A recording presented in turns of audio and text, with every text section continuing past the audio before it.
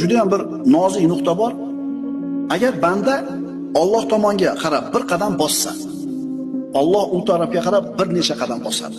Banda Alloh taologa qaytay, bo'ldi endi tavba qilay degan fikrni kallasiga olib kelishligi bilan hali hech narsa qilmadi qaranglar.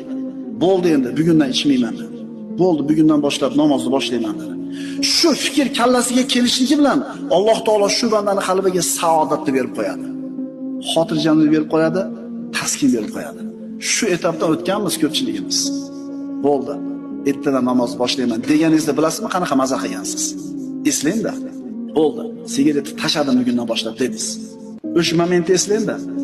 Alloh taolo bandasini tavbasiga shuna bir mushtoq bo'lib turadi. Alloh taolo bandasini tavba qilishini shunaqa yaxshi ko'radi. Hali hech narsa qilmadi. Nima qildi faqat? Bo'ldi. Ertadan bomdodga chiqib namozni boshlayman deyishiga bilasizmi qanaqa xotirjam bo'ladi qalbi?